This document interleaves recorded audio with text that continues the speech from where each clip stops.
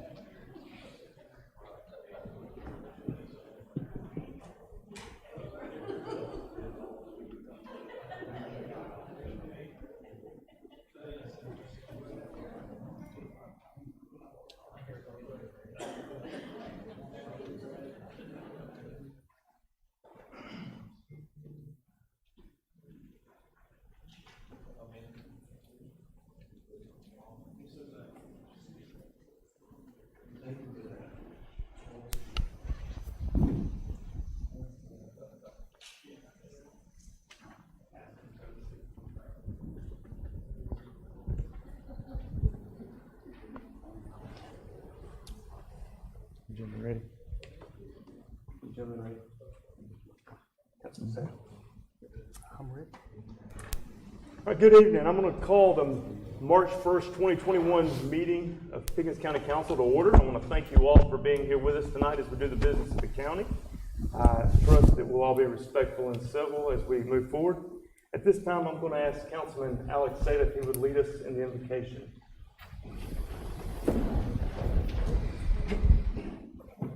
Heavenly Father, we know the greatest wisdom always comes from those who serve and choose to follow you and honor you.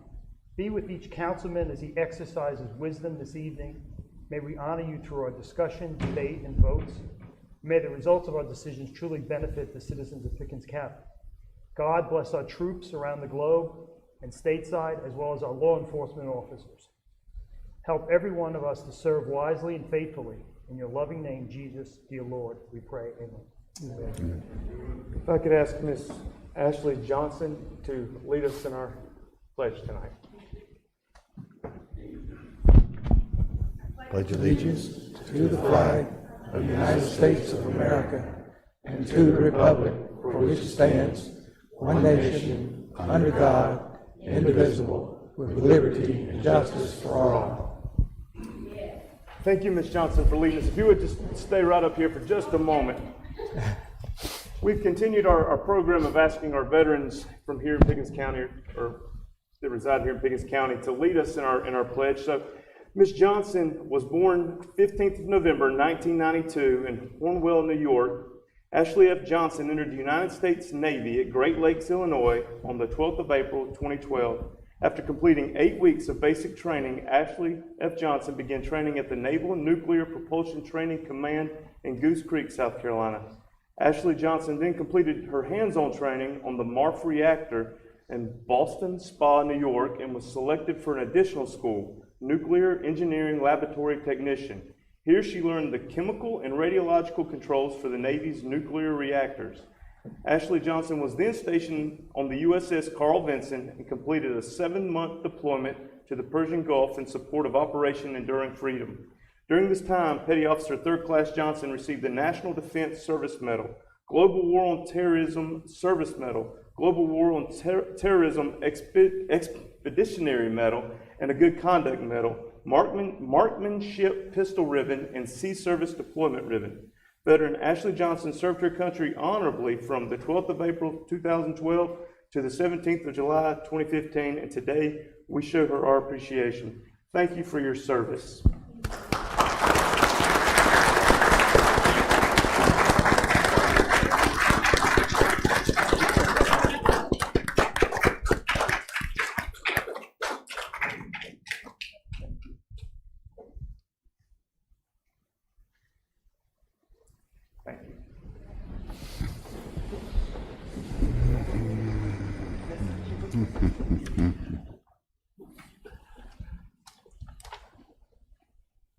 At this time, we'll now hold our public forum. This is a time for the public to give us feedback on issues as you deem important. Madam Clerk, would you please call our first speaker? Mr. Chairman and members of council, I call Chris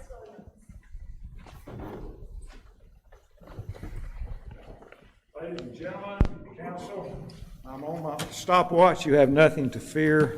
I'm not being a machine. I won't go too far over. We need to know our history, and we need to know the history of Marxism. And to do that, I want to recommend two books. One recently came out last year. It's called The Devil and Karl Marx. The other book is called Dark Agenda by David Horowitz. He's a former 60s radical who came to his senses and is warning us about what's coming. Now, here's a little poem called The Pale Maiden, written by Karl Marx. Give you an idea of the heart of this man. Thus heaven I've forfeited. I knew it full well. My soul, once true to God, is chosen for hell. This man believed that with all his heart. Communism is alive and well today in the deep state. Unelected bureaucrats are the most powerful segment of our society, our government. We live in an oligarchy. This has sneaked up on us in the last 100 years. We've allowed it to happen, especially the church. The Democratic Party has been hijacked by Marxists. We can mark that. It started before this, but in 2000 with George Soros' Open Society Institute. The January 6th assault on the U.S. Capitol, the facts are starting to come out, as Margaret Thatcher said during the Reagan administration. Facts are stubborn things. They don't go away. The January 6th assault on the Capitol was planned. The FBI knew about it. They didn't warn anybody. In high levels of the FBI, they're corrupt. We know that. Those of us who can see the truth in the noise. They were posing as Trump supporters, these Antifa thugs. There was at least one busload of them we know. Brian Sitnick, the officer that was killed, was not bludgeoned with a fire extinguisher. That was a lie. His mother has repeatedly said he died of a stroke. Two recent surveys, let me back up just a minute. January 6th, this assault on the Capitol was planned. And there are 74 million people who voted for Trump, and these people are planning on blaming this on us. And one pundit was noted as saying, what are we going to do with these Trump supporters? How are we going to reprogram them? They have plans for us.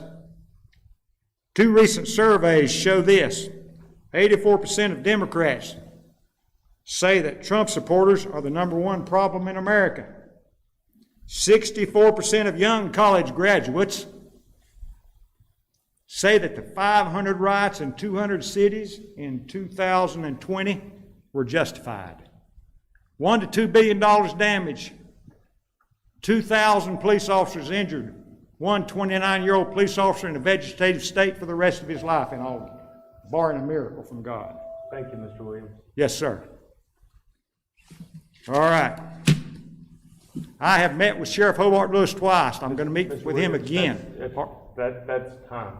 Okay, I'm sorry. Oh, wow, did that go by? Man, time flies. You got on the roll. I knew I should have. Well, next time. Thank you. I'll do better.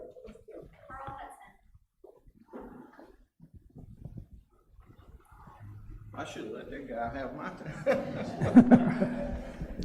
time. Listen, I appreciate everything you do. I'm not got anything I'm going to fuss at you about. I've got an issue that I have thought about this a lot. I started seeing it on TV, and it came up, and it's title lock. And you see these companies that are opening all over the country, and it's because people's deeds and titles to their property are being stolen without their knowledge. And I talked with our Register of Deeds. He's aware of it. And it's something that he has talked with his group of people that have the same position in other counties. And you get a notification one day that you have a lien against your property and you've never taken a lien out. And what happens is, it kind of shocked me. Today, I could have went to the Register of Deeds and got copies of every one of your titles and deeds to your property. Now, I'm not sharp enough to do this, but having been a police officer, I know if you work for something and get something, there's always a group of people that's scheming to take it away from you.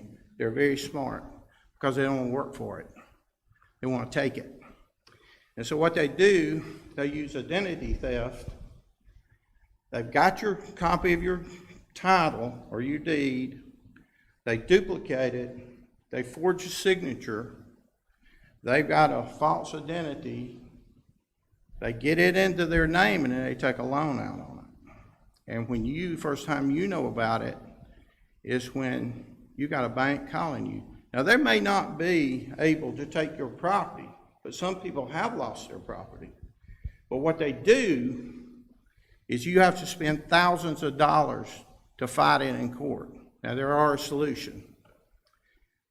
Our Register of Deeds can get a update on the software that he deals with the companies right now. And they can do the same thing these title lock companies do. And that is, if there's any change or attempted change in your status of your property, then they notify you immediately. And you can call and start getting a stop put to it. This title lock service costs about $100 a year for the average citizen. You guys are coming up for budget right away. You guys can put that on for the people of Pickens County, and they are the ones that pays the bills. Appreciate you considering this. Thank you.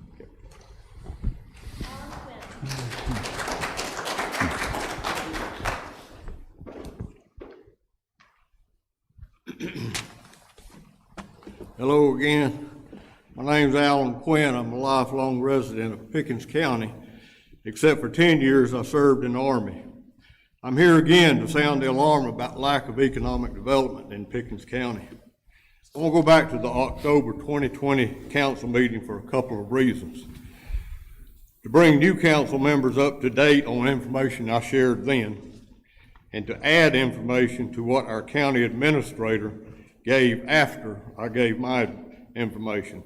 So I gathered the following information from the Federal Bureau of Labor Statistics. Since June 2009, manufacturing employment grew by only 5.7% in Pickens County. In contrast, Oconee 37%, Anderson 40%, Lawrence 43%, Spartanburg 44%. Again, Pickens County by a mere 5.7%. Pickens County is the only one around us that does not have a supplier to BMW on I-85.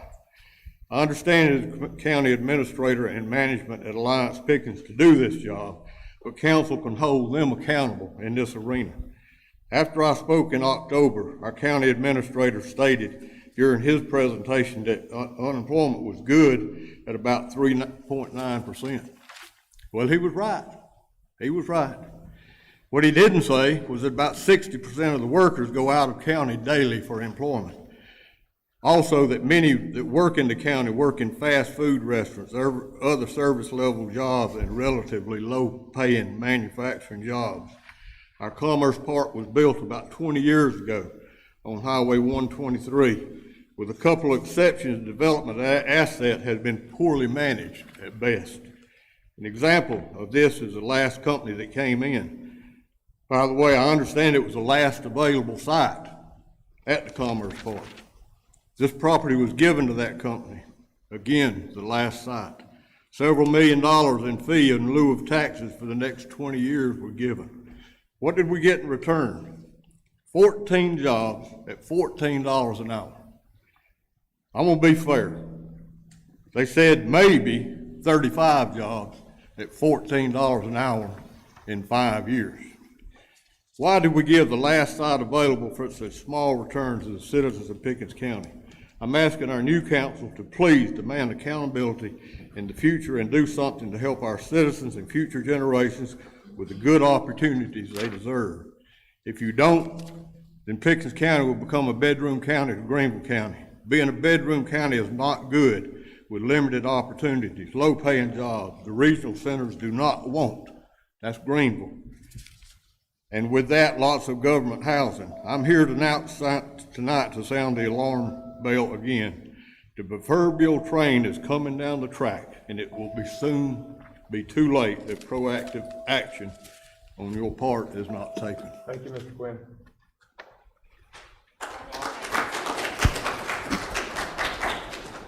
John L. Raines.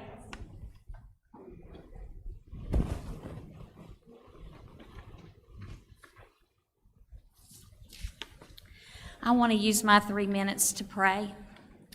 Dear Heavenly Father, you are the wonderful counselor, the mighty God and everlasting Father. We recognize that your will is the only will we need to be trusting and calling on to happen. We know that you know everyone's heart here tonight and why they are here. And you know exactly why each of these councilmen chose to run for office. We ask that you remind them each day of the fact they have sworn an oath in front of you to protect our God-given rights, of which freedom of assembly is one. We ask that you soften their hearts to understand they should indeed never again lock anyone out of these public meetings, as it is our God-given right to peacefully assemble and be present in person when they are deliberating issues that affect us all.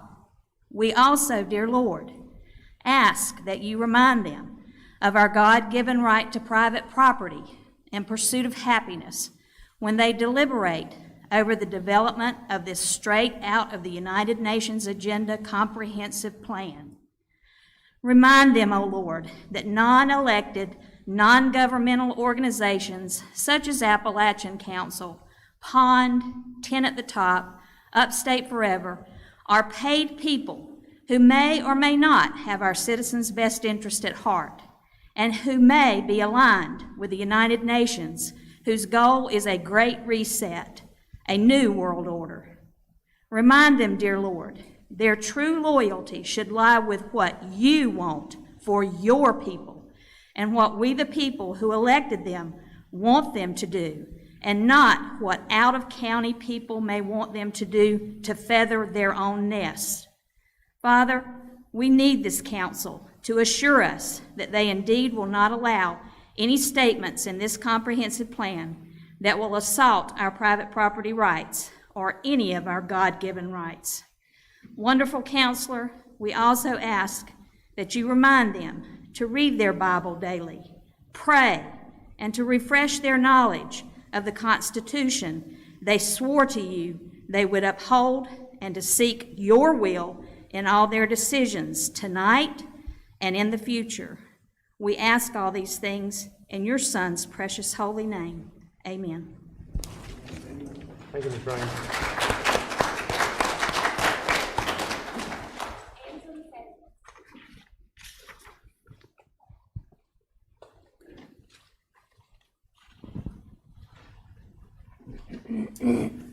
First of all, I want to say good evening to everyone who's here.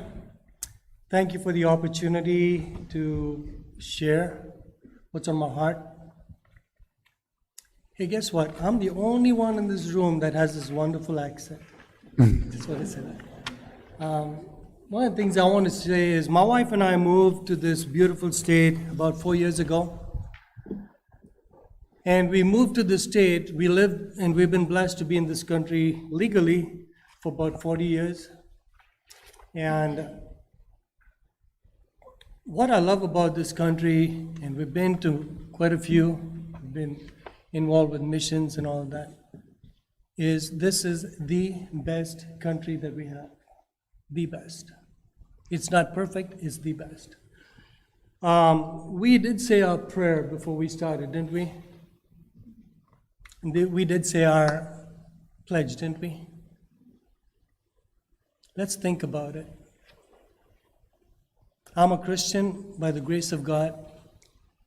And I just want to say the Constitution goes back. We got to go back into when the Pilgrims first arrived, November the 11th, 1690, and dedicated this land. Let us not forget, be very clear about this. This land was dedicated to the propagation of the gospel of Jesus Christ. Period. Now we've come here, people can come here, they have the freedom of religion, not freedom from religion. There is not one place in the Constitution that says separation between church and state. Show it to me. It's not there. So that being said, we also said our pledge, one nation under God, didn't we? So I am saying this as a charge to all of us, that we take our constitutional rights extremely seriously. If not, we're going to lose it. I'm just saying that. This is not you versus us versus you. It is we the people. We have voted certain people in office because we are hoping that y'all would represent the needs and the wants. And when I say wants, you got to be careful.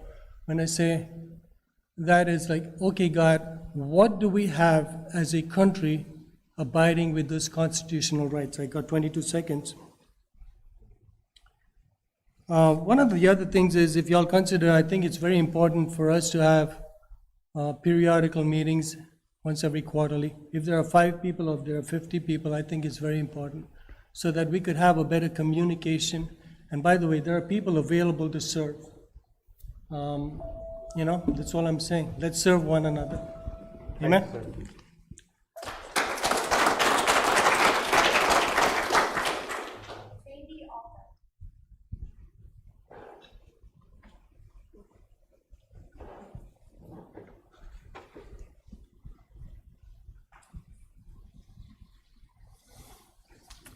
Good evening, everybody. It's good to see so many friends out tonight. I have a couple of questions about number 9, about the resolution authorizing Appalachian Council of Governments undertaking a study. I'm wondering how much that study is going to cost, and what is the real purpose of it? You know, it says future preservation, protection, and use. Is it going to involve recommendations for property grabs through eminent domain? Is there any potential that large corporations, development companies will be invited in to, see how we can develop along Highway 11 to promote whatever special purposes this Council of Governments is going to undertake to present? Are we going to have any say in anything that comes from this? I think it would be wonderful if we could have more transparency. Let's put this out on the table for all of us to look at in some form or fashion and publicize it so that we have knowledge. Thank you very much. Thank you.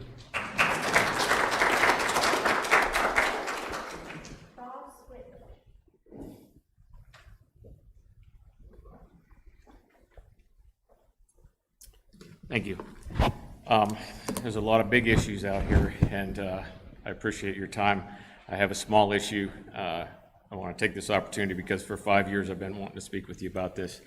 I've been calling in for about 5 years trying to bring awareness to the issue of through traffic on the secondary roads and in the neighborhoods between Highway 183 and 123. I'm sure you'll agree that sidewalks are not common in Pickens County. And I've been calling the county sheriff, the Office of Roads Department trying to get speed reduced or restriction to have, and to just have speed humps put in, specifically in our neighborhood. I'm in Georgetown subdivision. We have a huge amount of through traffic that cuts through between 183 and trying to get down to 123 and over to Whitehorse. Different times of the day, it's much worse than others. Most of the people coming through are courteous. They slow down. You know, there's a lot of people that walk, a lot of elderly people that walk in the neighborhood, people that walk in their dogs, you know, pushing strollers, different things, you know, different times of the day. But some of the traffic is just cutting through, and they you know, aren't respecting the speeds. They're going really fast. They're going a lot of times too fast to move. When they come over a hill, they don't see I mean, they can't even swerve out of the way, and you've got to kind of dodge. Even worse is the big truck traffic. So you know, I've been forced off the road with a semi-trailer with a bulldozer on the back on a flatbed. I've also seen, you know, large dump trucks coming through way too fast. You know, they're pushing it. You know, most people are driving 5 or 10 miles an hour, so in 35 zone, they're going 45 to 50 miles an hour sometimes. So it's, you know, just obvious, you know, common courtesy type stuff. But like I said, most people are very courteous.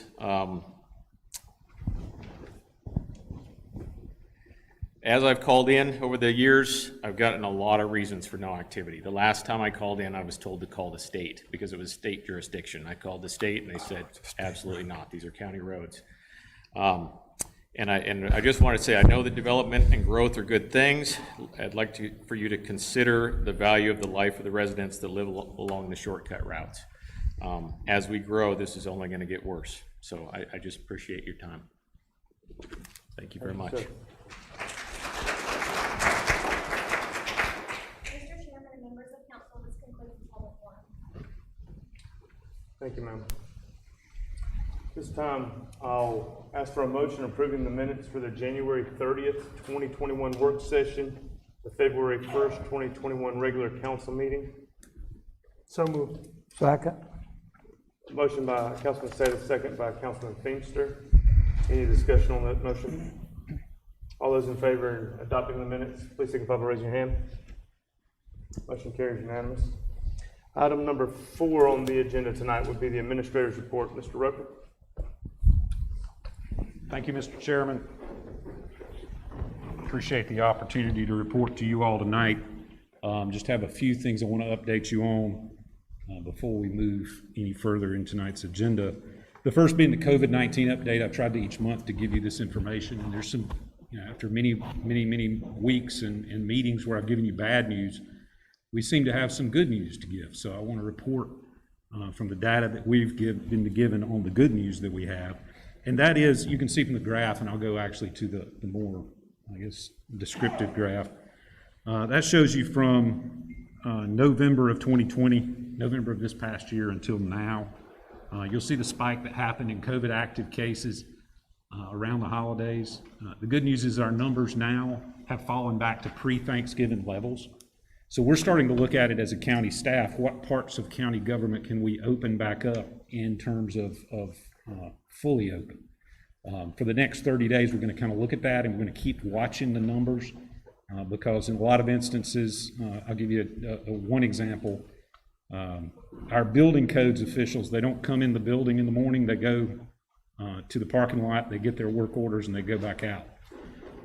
That may seem like a harmless thing, and it may seem efficient. But, you know, our building codes guys also enjoy working together. So that it's a frustrating thing in both big and small ways. So we're anxious, we're looking forward to that, we're watching these numbers with anticipation and with hope that we can get back to normal operations here at the county. A lot of departments, myself included, have been doing a lot of distant meetings, Zoom calls, WebEx meetings. I'm sure all of you in your professional careers are enjoying to different degrees that.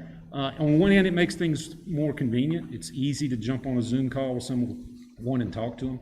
But in other ways, you know, we get into public service because we enjoy interacting with the public. And so we're really looking forward and hopeful to the ways that we can release some of these restrictions that we're still on. Moving on to something that you have in your packet, and I don't want to mislead council for them to think that I'm somehow an expert, a financial expert, But we did get our update from Moody's Investor Service. I guess in the layman's sense, this is something like if you went out personally and pulled your credit report. Credit report is an opinion, and this is Moody's Investment Service opinion of Pickens County. They issued this report on Pickens County, and I want to give you the news about that. You'll see here they say the financial position of the county is very healthy and is relatively favorable when compared to the assigned rating of AA2. AA2 is the rating. The fund balance as a percentage of operating revenue, 63.6, far exceeds the U.S. average, but decreased modestly from 2016 to 2020, and I'll talk about that more in a moment. Additionally, the cash balance as a percent of operating revenue is 71.6. This is basically our savings that we've got, the fund balance that we have for different types of activity, but including rainy day activity, is far superior to the U.S. average. Pickens County has a small debt burden and a credit strength relative to its AA2 rating. Our net debt to full value is on par with the U.S. median, did not change between 2016 and 2020. Here's the one negative notation on our credit report, so to speak. If you were a private citizen out there and you looked and it said, wait, it says I'm overdue on this bill or I haven't paid that bill, it might cause you alarm. So when I got the report and I saw that the pension liability of the county is somewhat elevated and is a weakness in comparison to the assigned rating of AA2, I called the finance director and I said, what does this mean? What pension liability? It's a state. And I thought he was talking about retiree insurance. Some of you longer-term council members might recognize it. He said that's not it at all. We are required to carry on our books the state retirement system pension liability that is our portion. So what you see there in that weakness is not actually a county weakness. We're required by generally accepted accounting principles to carry that liability for our employees on our books. But it reflects the unfunded nature of the state retirement system. So I wanted to point that out to you in case you get any questions about that. It is the only negative comment we have on our report. You can see some things here going 2016, 2017, 2018, 2019, 2020, showing the U.S. average and how we did in relation. Our full value of our tax base is improved relative to the U.S. median. Our full value per capita has also improved, so property values are going up in Pickens County. That's good to know. Everything else showed stable. Again, one of the biggest notations on here is how much money we have in fund balance, as you all have discussed in a couple of instances and put into action here recently with the broadband initiative. You're finding ways to take that fund balance and use it for the public good. There comes a point where we're not saving for a rainy day. We need to get those tax dollars out to improve things. So I appreciate that. You'll see the green chart. It shows up a little bit aqua, I guess. You'll notice that represents our cash balance, our fund balance on hand. And you'll see where it decreased from 2017 to 2018. And you may say, why did that happen? Well, there's a couple things. One, that year we paid for capital purchases out of fund balance. We also built a jail. So you'll see that there was some impact there on our cash balance, but you'll see that we've rebounded in the last couple of years nicely. Again, the pension liability is the thing that shows here. You can see that since we're forced by the standards to carry the pension liability on our books, you'll see how it looks. It doesn't look good, so we will certainly pass that on to the state authorities to ask them to address that and expect them to do it in short order. That was sarcasm. Sarcasm doesn't come through the mask sometimes. I apologize about that. Updating you on, if there's, certainly feel free to ask questions about that, although I'm giving you about the breadth of my knowledge on our financial report right there. The employee engagement survey, I'll tell you, that went through Friday, February 26th. We're well over a 50% completion rate. We'll bring you back the results of that survey here, we hope, in a couple of weeks if you see fit. But we've been very satisfied with the response to our online survey. It's above what we see in the industry for usual online surveys for the sort of things which will really run 30 to 40%. So we look forward to sharing those results with you. Let's talk about our website. You'll recognize our website. Not anymore. The new website went live today after many, many, many months of planning and work by county staff. The new county website, which you can access on your mobile phone right now, looks more like this. Not the card on the left, that's our public Parks, Recreation, and Tourism Director's business card. But you'll see that on there, and you can access on your phone the normal way. It should show up through a Google search or however else you normally access the county website. We weren't prepared tonight to give you a kind of tour of the website, but we wanted you to know it's active and to play with it, and we asked the public to go out and use that website because we know that there will be glitches we don't see. And so we need to get reports back on how the website's working. But we're very pleased that it went live today, but do be patient with us as we work through any glitches. You'll remember last month I updated you on the Stonewall Creek culvert replacement. I'm about to show you about a 2-minute video, and I apologize because some of the information will be redundant. You'll say, no, Mr. Administrator, you already told us about that. But I was just proud of our public works folks for realizing that they had an opportunity to demonstrate competence, and so they, assuming this will work. They actually did a time lapse of the project.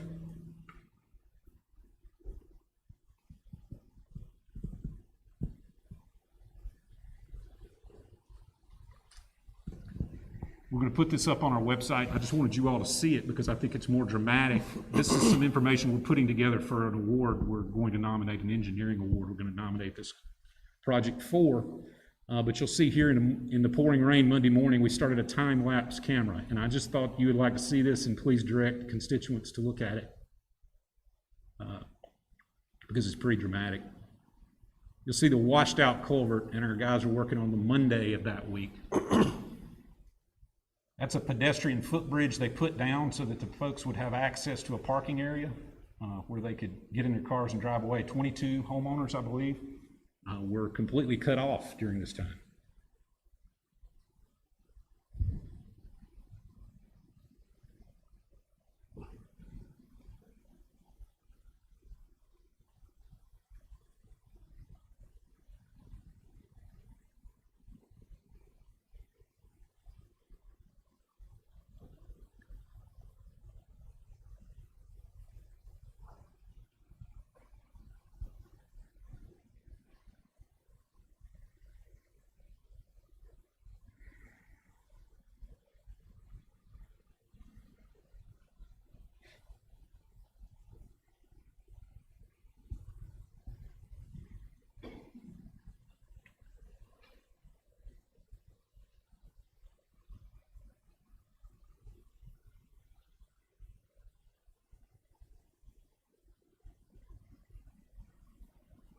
So again, as we talked last month, and I think it does a good job of showing the competency of our roads and bridges guys and the good work they're able to do. Total project cost is about $75,000. We think if we'd have had to put that out to bid, we would have cost an additional $100,000. So really pleased with the roads and bridges guys. I think that does a good job of showing the competence of those guys, and I want to thank them. Let me get caught back up.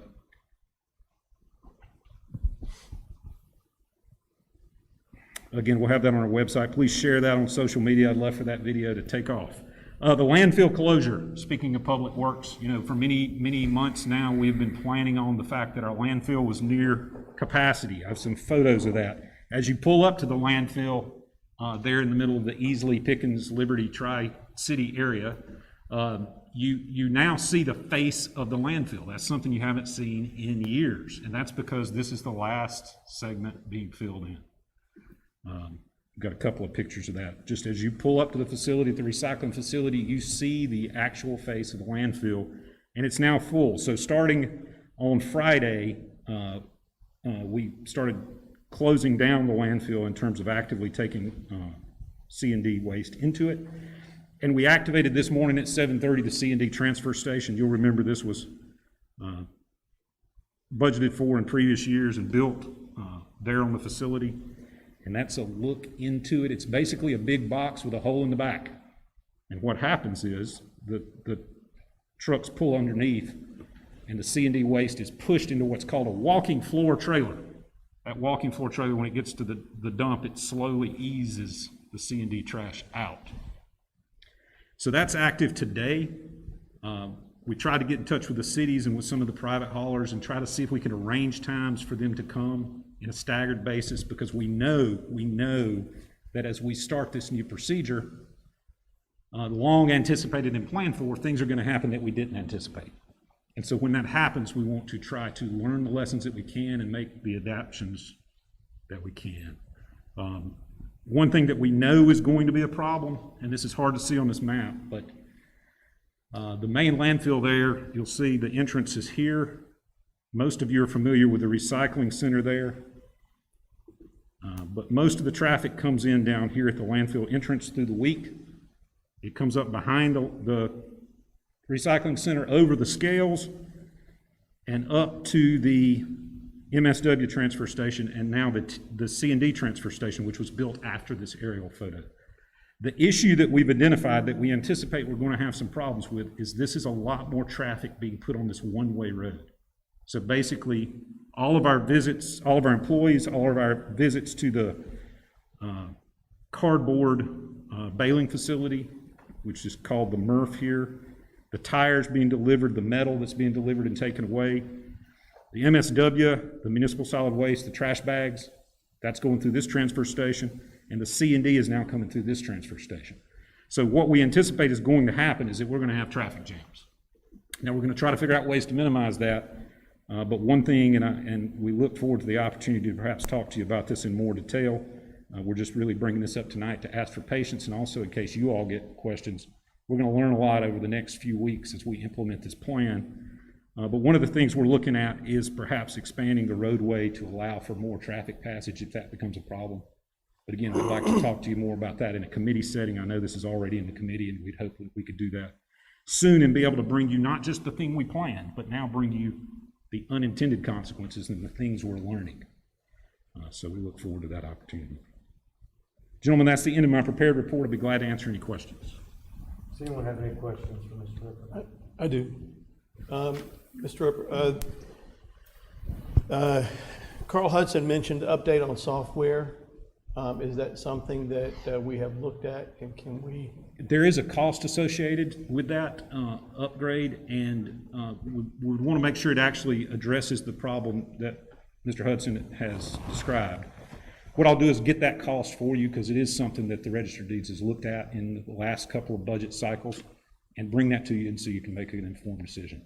And the only other question I had was on the Georgetown subdivision. This is something we've talked about for a long time, and I know we looked at ordinances and speed bumps, and where are we? What is it that we can do with that? Well, so you have a speed bump ordinance, and I'm not prepared to go through that tonight, but I did take the gentleman's information down as he was speaking, and also the Georgetown subdivision, to find out why he may be given the answer that it doesn't qualify for the speed bump ordinance. Cut-throughs, neighborhood shortcuts, those things are a continued problem. But as you know from previous conversations that we've had in different parts of the county, sometimes speed bumps is not the solution. If it's a road that the average traffic comes through at a certain speed, a speed bump is going to cause more damage to vehicles and sorts of things. So it's something that we have an ordinance in place. It sets out standards. And so I'll double check that with the citizen and get back an answer to him. Can we look at other options rather than a speed bump? And what are the other things that we can do to slow that traffic down? Traffic enforcement is a issue as well. You know, we'll need to make sure that we have good traffic enforcement. So I want to double check that subdivision with the sheriff. But we'll look into all those options and make sure that we get with the homeowner and see what avenues we might have. But that is a county road. I don't recognize the subdivision. I don't doubt it's a county road at all based on where he's describing it. I don't doubt that at all. So I'd be curious to find out who from the county is telling them that it's a state road. Yeah, we'll get to the bottom of that. Well, and there again, Georgetown, I'm somewhat familiar with Georgetown, even though it's definitely your area. That is a weird, depends on where you're talking about in Georgetown. The main street through there goes from Slickum Road to Sudadam Road, and I think the average speed is about 55 miles an hour. Mm-hmm. And what I've seen in the past to fix a situation like this is if it were a circuitous route. So you bear off of Slickum Road onto that road, if we were to kind of close it off right there and have folks have to turn and then turn and then turn to get through, it wouldn't really affect the folks in the neighborhood very much, but it would definitely make it a lot less enticing for folks to cut through there. We will look into it and update you. Any other questions for Mr. Rucker? I was going to say, if you'll go back to the landfill there, Yes, sir. that picture.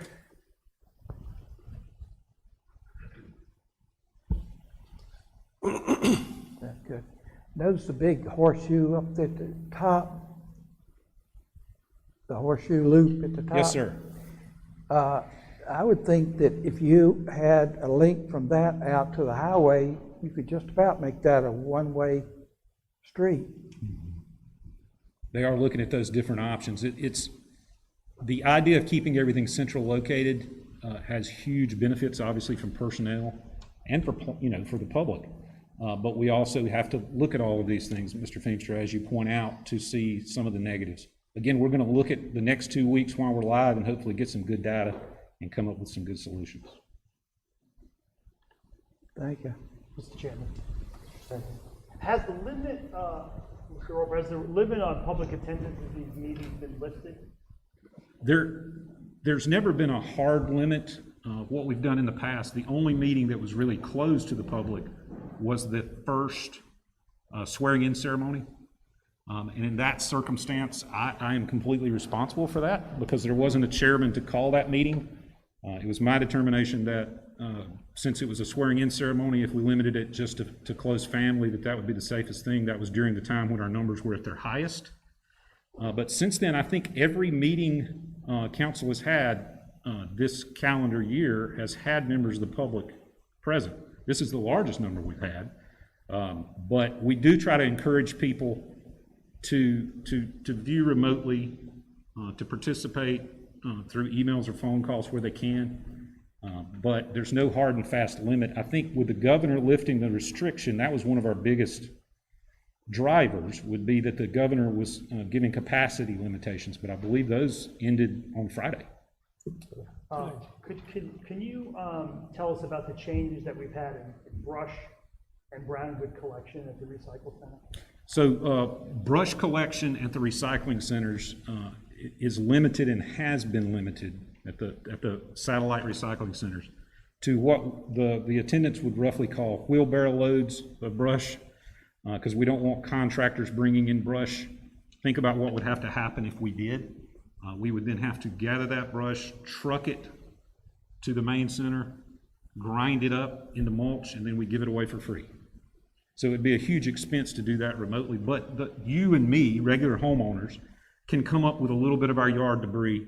It's then dumped into the C&D, the brown goods, because there's no other place to really put it. So we can't really use it for mulch, okay? Okay, so my suggestion is, because right now you got to bring your brush to the landfill. Yes, sir. And you do that from 7:30 to 4:20. Correct. After that, you're not able to dump. Right. My suggestion would be in that Easley Center, which is right next to it, to be open from 4:20 to 7:30. So we'll at least have one place where we can actually dump brush, and then that morning they can just pick it up and drive it right. So in days gone by, informally, that what we call a can, the big blue container, that can will be out there occasionally. We're looking back at some of our promotional material going back to 2013. We've told folks that 5 days a week, you can bring your brush directly to the grinding area. There's a drop-off point. On Saturdays at just the Easley Center, as you point out, that we have a can sitting there waiting so that homeowners can bring their brush there. See, my suggestion would be that you would have a can sitting there after 4:20 when the C&D landfill closed. You would have it sitting in the grass, is my suggestion. Okay. The final question I have is, are you making progress curtailing the illegal dumping that's happening in our centers with people coming from outside the county? So the answer there is it's hard to measure.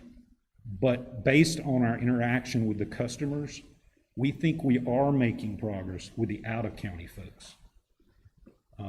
Is there an ordinance on the books? There is. There is an ordinance on the books. Okay. The ordinance says that you can't dump in the county facility unless you've got a placard or a sticker. Okay. Who would actually enforce that? That's the difficulty in the situation, Mr. Seda, is that the enforcement mechanism for that would be our recycling attendants.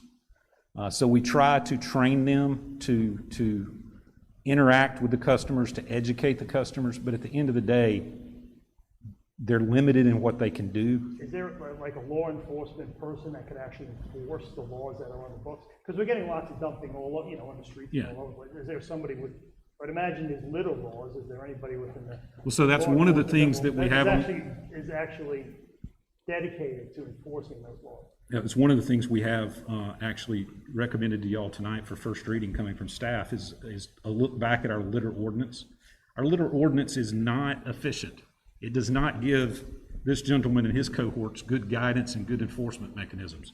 So we're going to ask that we start having that conversation to see how we can improve it, to make it where our code enforcement can enforce it, municipal police officers can enforce it within their bounds, sheriff's offices can enforce it in their area. We've had a couple of meetings with the sheriff and our public works folks. They've had a roundtable discussion. And then I've had a meeting with some of the higher ups at the sheriff's office. And they actually sent me this past week a proposed what they would like to see our ordinance read, which we're very excited about. But before I move on, Mr. Sater, there's one more point that I want to point out that is our bigger challenge we think right now than out of county dumping is the commercial haulers, the commercial renovation guys, the construction guys who are using our brown goods facility to dump off. When they should go to see it. When they should go through the scales and pay.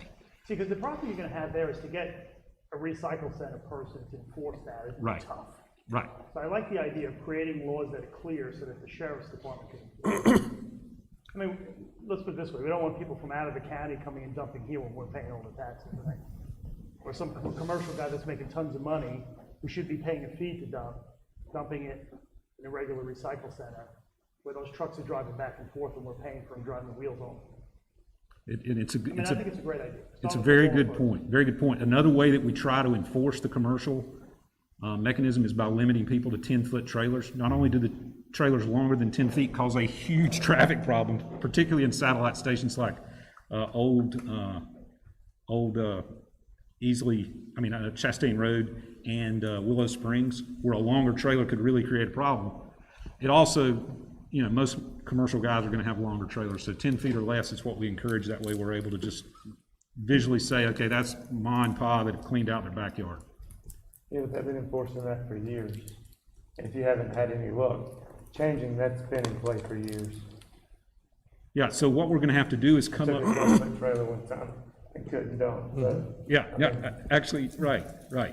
Yeah, 10-foot, 12-foot, it's a little bit of an arbitrary rule when you're trying to come up with a way to not have to guess the intent of the person who's dumping. So it's one way that we've tried, and I hope that as we go through this conversation about litter, and I have more to say about that in a moment, but I hope as we go through that conversation, a lot of these things we'll have an opportunity to reflect on.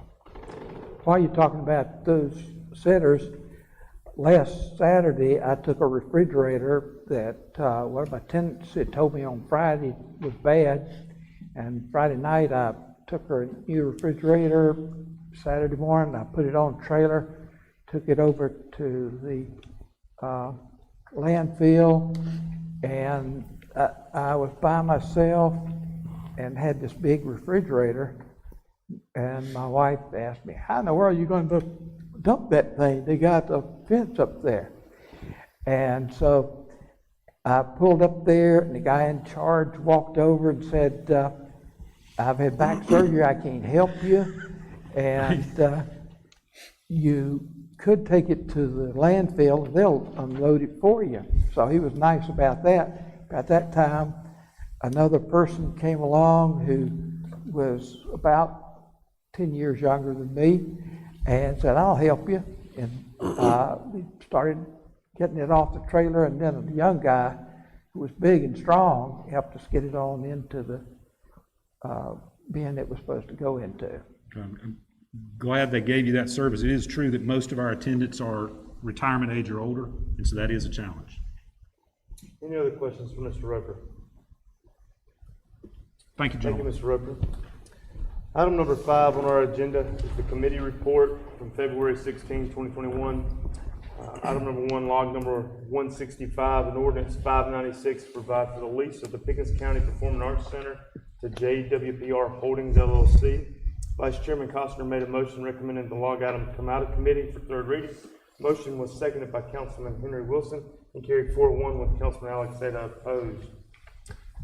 Public hearing and third reading of ordinance number 596 to provide for the lease of Pickens County Performing Arts Center to JWPR Holdings LLC, a South Carolina limited liability corporation, so as to provide for the continued operation of the said facility and for matters related thereto.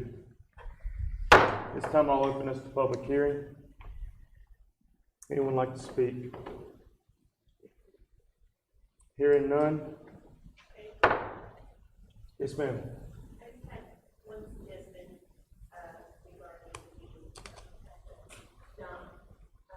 Ma'am, can I get you a step to the mic so we can hear? Is this in regards to, we've moved on, we're actually, okay, this is that's public fine. hearing No, for no, third that's reading of fine. the ordinance. But Mr. Roper will get with you if you'd like. Public hearing for third reading. No seconds required because this comes out as a recommendation from the committee. I would ask for those in favor for accepting this recommendation. Point of order. Yes, sir. Discussion. You skipped discussion. Discussion on Third reading. third reading. Mr. Chairman. Mr. Sager.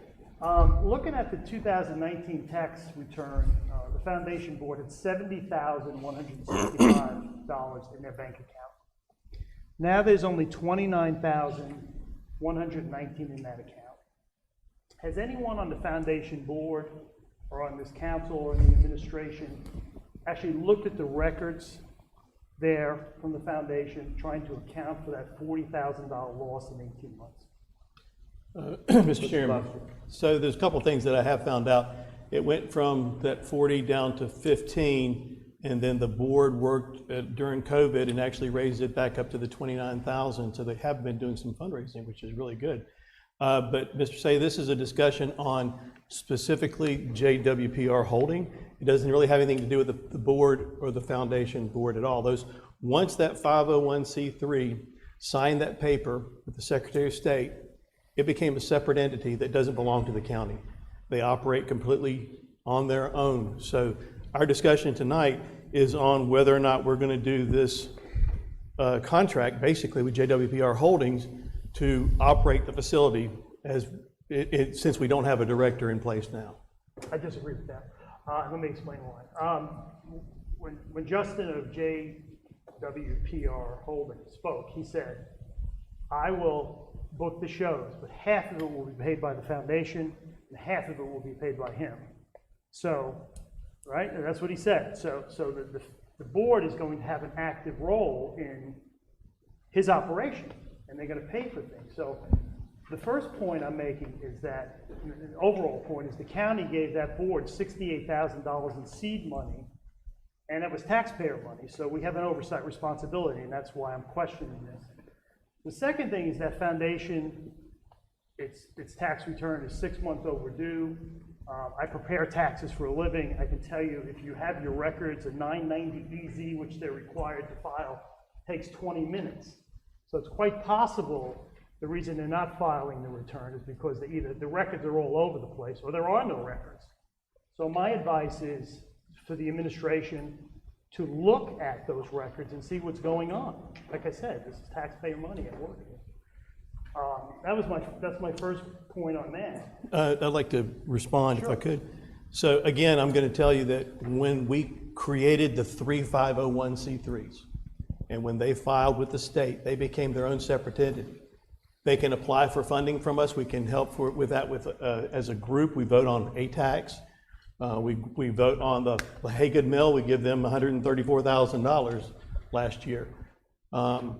So that's something, those are completely separate than what we're talking about here. Because and you're kind of misstating, I think, what Mr. Williams was talking about. He's not here to talk about it, but you had asked him the question, have you used any of the money from well, I mean, I was here, Mr. Seda, so I remember what you said.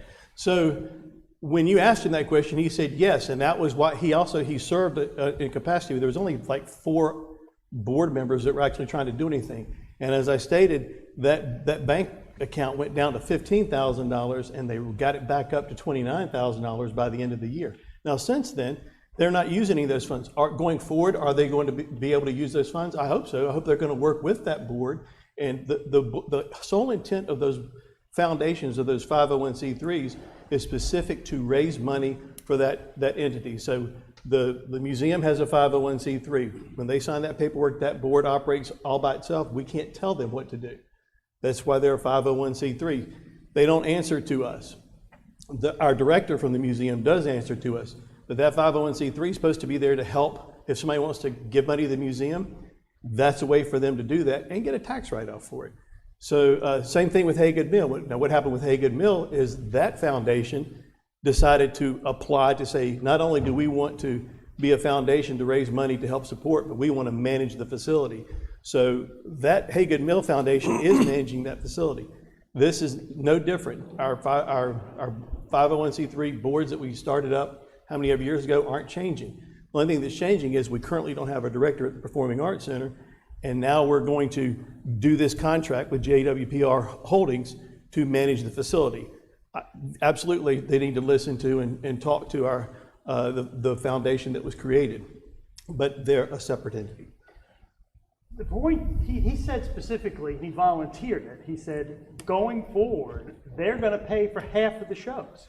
That makes them I listened to the tape twice, I'll send it to you tomorrow. He also says in his proposal that the profits will be split 50-50 between him and the board. The board is an integral part of what's going on. And I'm questioning the viability of that board. And for example, I'll give you some examples of what I mean. The board has 3 members left. There are eyes and ears there. There's 4 members left. One of them's going to be the manager. Correct. So Right. okay. So basically, there's 3 members on that board. They had just 2 meetings during the year that I can gather. One with minutes, and this is what one of them said in the minutes. This is in the minutes. It was brought to the attention of the board that the funds of the foundation were being used to produce the shows. The boards didn't even know money was being taken out of their account to be used for these shows. That's how defunct the board is. And the bylaws basically say that this board, when it allocates money, has to vote to do it, and the chairman needs to sign it. How could they have voted to allocate this money where I talked about this big drop in funds when they weren't meeting? There doesn't seem to be any record of any votes. Who signed those checks? Do you know? Again, the 501c3 foundation is not a county entity, so I don't. I've got the floor. You asked me the question. You got to give me the opportunity to answer. So you asked me the question, who signed those checks? I have no idea. The reason I have no idea is because a 501c3 operates unto itself. We are not in charge of them. So basically my point is that we tasked this board, okay, with 3 things. And one of them is the great bylaws. And in those bylaws, you actually have to vote to spend that money, and the chairman has to sign that. I am following up to see if they're actually doing that. We created that foundation. The notion that we're independent of them is ridiculous. We tasked them with things to do. We tasked them with things to do, and they're not doing it. And now we're basically saying, oh, they're going to be in a 50-50 relationship with this guy. And I don't trust what's going on there. I'm just asking the administration to look at those financial records, if there's any. So I agree with you that the board has been actually dysfunctional, and especially with COVID hitting and being able to shut down everything has been horrible. I do know that there are several people that are listed on the board that don't show up for meetings. The chairman and I are both listed as non-voting members of that board. We got notified of a meeting Thursday night that was called 24 hours in advance, and I let them know that the bylaws state you got to do it in 5 days. You can't just call a meeting and expect everybody to drop what they're doing to show up there. The original intent of this council was to set up these foundations the way I described it. Them not operating or being dysfunctional, we shouldn't fund them. We shouldn't have anything to do with them, and perhaps disassociate ourselves with them. But at the last meeting that I attended, it sounded as if what they were going to try to do was to, once we've got a management company in place, and now they can put people on that board that have the, as you had recommended to them when you went and talked to them, an attorney, an accountant, that have all these people that have a background and a desire to help with the arts. So they're working towards, their next meeting is set. They're working on monthly regular meetings I think it's every second Thursday evening at 5:30, so that they will all get together and begin down this road. I agree with you 100%. They completely went off the tracks.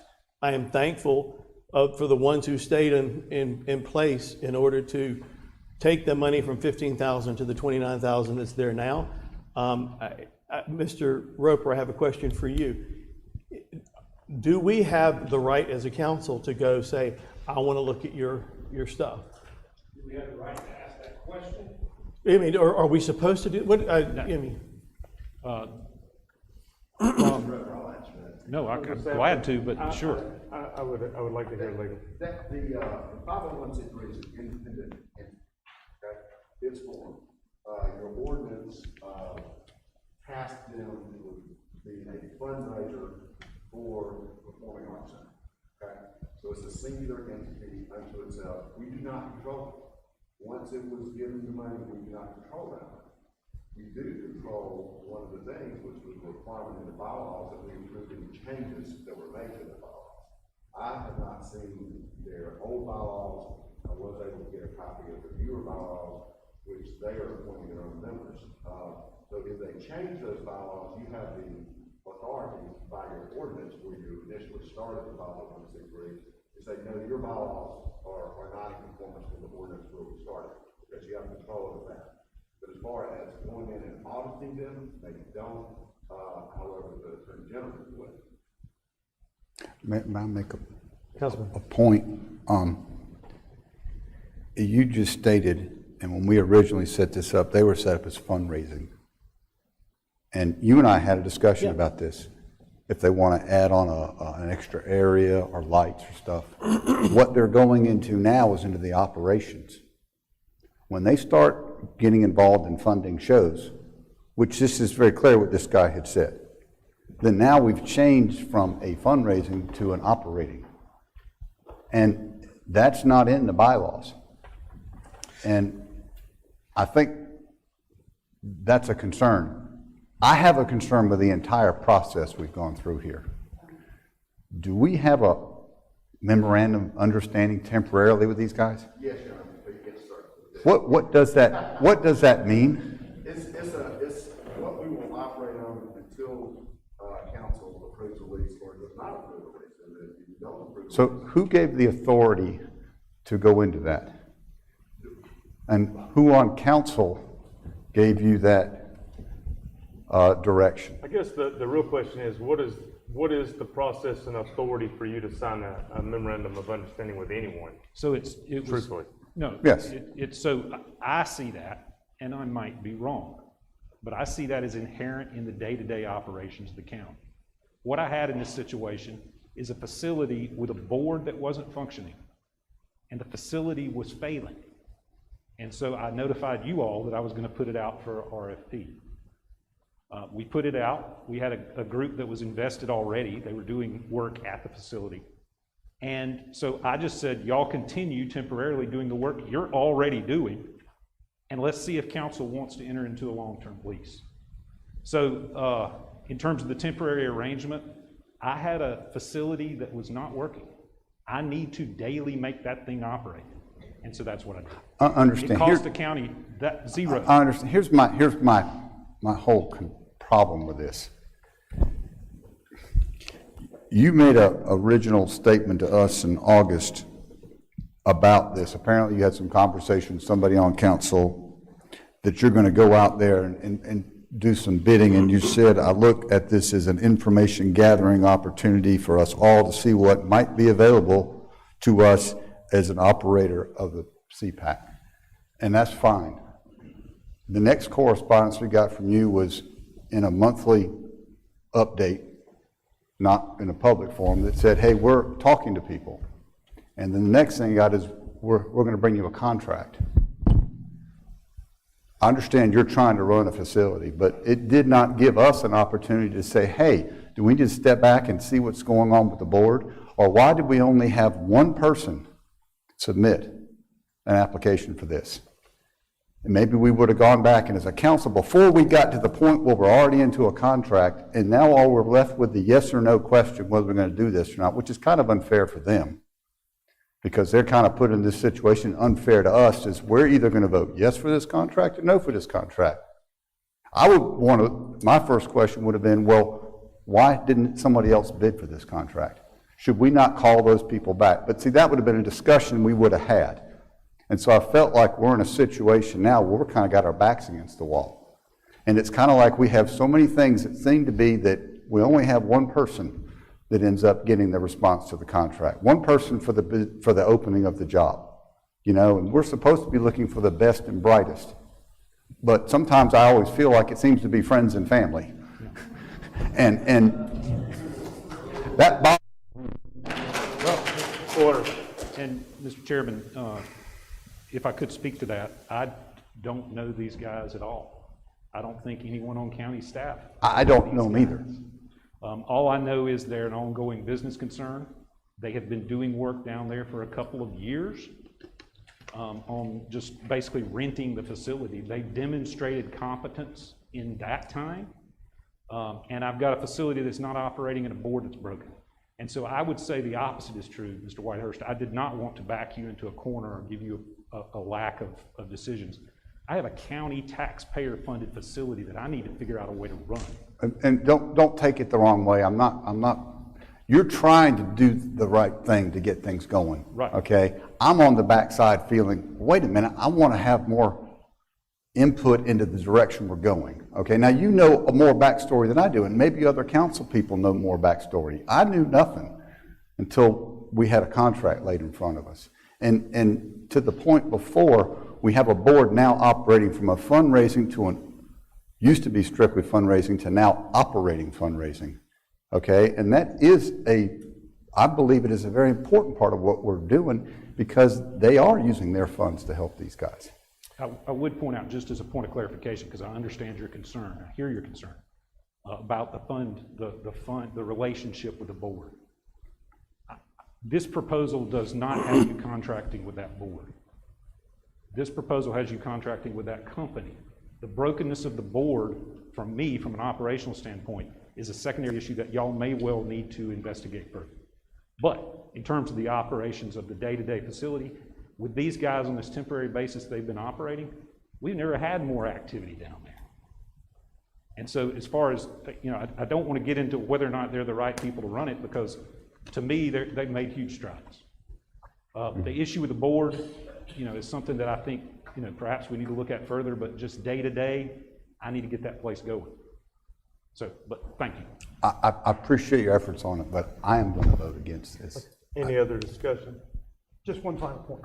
I don't have any issue with JWPR.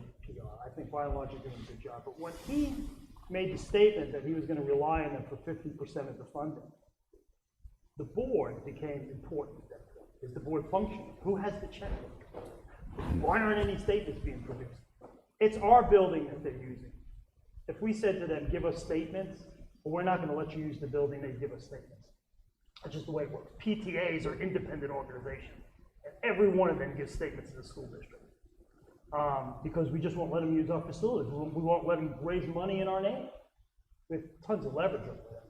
My point is when an account goes from 70,000 to 15,000 into 29, and nobody's seen those statements that has oversight responsibility, we do. It's a little concerning. I mean, there's probably nothing wrong, but I'd like somebody to look at the statements to make sure there's not. There's a chairman that's supposed to sign those checks. There's been no chairman. Who's been signing the checks all? Mr. Santa, I do believe we're talking a board issue. I don't think we're talking a... But the board's an integral part of this arrangement because he's partnering with the board. That's the point you're missing. That's my final point. I'm not going to vote for it for that reason. I think by and large, Justin does a very good job. But if he's going to rely on them for half the money, it needs to be looked at closer. That's what I'm saying. Could we move this back to council as a whole and have a meeting with the board to find out what their Is that a motion? really Is that intentions a are? motion, Mr. Feinstein? I'm trying to make it a motion. Mr. Feemster make a motion that we move it back to committee of the whole. And Is there a second for Mr. Feemster's motion? I'll second it. Second by Councilman Whitehurst. Any discussion on this motion by Mr. Feemster? I would like us to move to the committee of the whole, a discussion on our 501c3s and our interaction with them. This to me is a separate issue. We need somebody running the Performing Arts Center. They've done exceptionally well. They've almost sold out of the Big Daddy Weave concert. And if we don't have a contract with somebody, then we're at risk of not just the shows for this month or next month, but they're looking at things into the future, into October, November, December. This is in my district. It's a 600-seat facility. The governor has just opened it up, and I don't want to shut it down. That is a reasonable compromise. I agree with that. I think what we should do, because when you look at the ordinances that enable the Hager Mill Foundation, the Museum Foundation, and the PAC Foundation, it told them to do three things. Create a 501c3, and you should also do bylaws, and you should file incorporation papers. All I did was follow up one of the few things that happens in government and looked at these organizations and see if they did those things. The PAC actually did. It filed a 501c3, which is what they're supposed to do. Unfortunately, each year you're supposed to file a tax return. They had it 6 months over. They filed for their incorporation. Great. Unfortunately, every year you have to re-sign up and give them $50 and give them a tax return to the Secretary of State's office. They didn't do it. They have bylaws. I asked them for bylaws. Nobody on the board knew they had bylaws. I ended up getting them from Megan.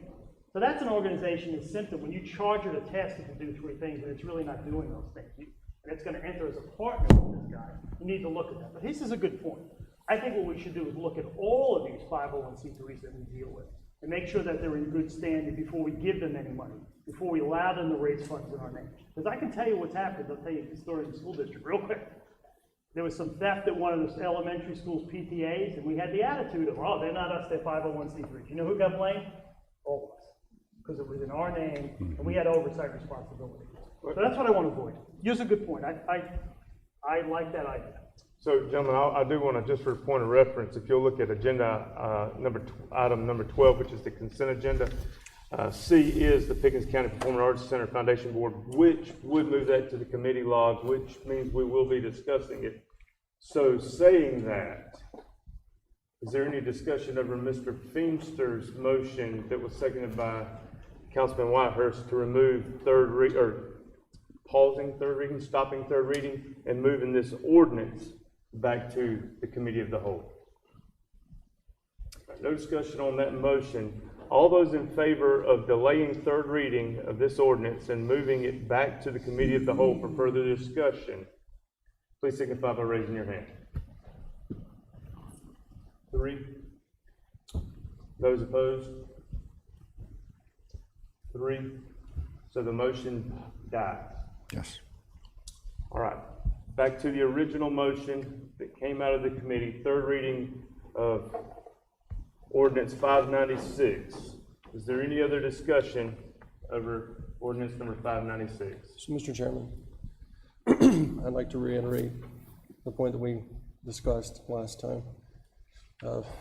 From a just values perspective, South Carolina and Pickens County as a whole is a get government out of the way kind of entity. It's a value that most of the folks in our community have. What we're talking about here is a facility that's underperformed for a sustained period of time, by and large part by a significant amount of involvement with our local government. What we're talking about is moving the entity into a space that is a little different. You know, it's outside of the norm for a local government to give someone else kind of carte blanche opportunity to make operational decisions in a facility. But like I talked about last time, in Dacusville at the community center, about as far away from a whole bunch of folks as you can possibly get, the community center is whipping the pack. They don't got no nice seats. I mean, it's a cafeteria. It's the worst acoustics you could possibly ask for. And they're having shows, or they had shows until the COVID craziness. They've been outperforming this wonderful facility that's been remodeled, is in such great shape with all kinds of equipment that's centrally located within a huge percentage of the overall folks in the county. we as an entity, I may not have been here, but we as an entity have had our hands hip deep into this thing, and it's done poorly. So all we're saying is for a finite period of time, we can't do no worse than complete failure like we've had so far. And the group that's over there, he said, is already just doing shows. And exactly what was said earlier is we don't got to give them any more money. We can completely remove ourselves from participation with their efforts. We can put some onerous activities in place as far as asking for information. We can do all sorts of things like that. But the one thing it seems like some of the folks who don't want to do is get the hell out of the way and let these people go in there and do what's supposed to be done in that facility, which is provide arts and entertainment opportunities for these folks out here. Let's get out of the way. We have plenty of heavy-handed things that we can do to shut these guys down. And for whatever reason, you know, you don't, someone talked about, one time we met, about picking the shows. We don't want to pick the shows. If we pick the shows, we're responsible for the failure. Let these guys run. If they run into walls, they'll lose their own money.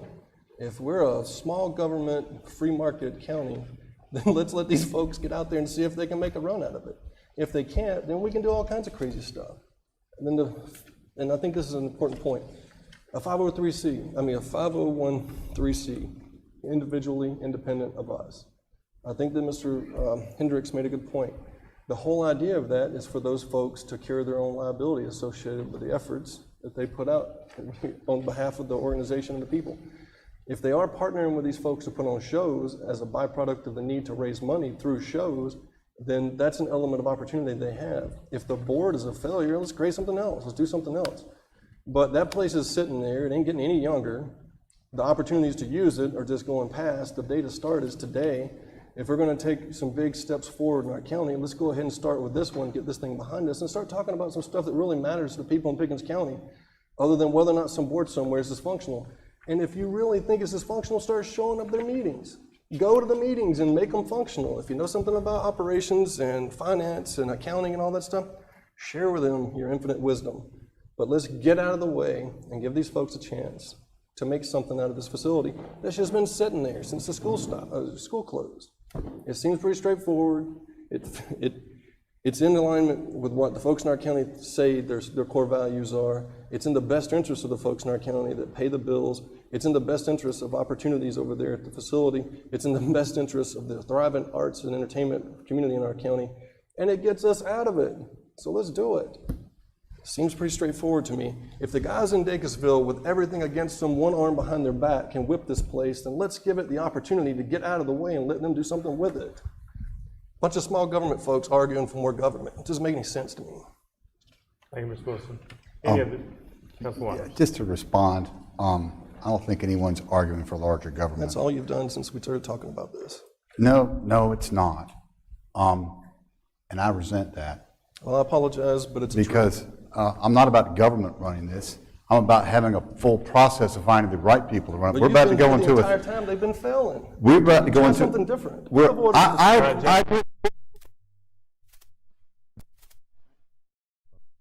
Sure. Please.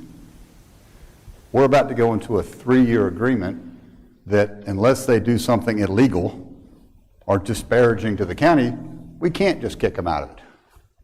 And I'm just asking, once again. You had the opportunity to say, let's amend this to 1 year, 6 months. We did try that. The very first meeting that we discussed this, we tried to amend it to 1 year.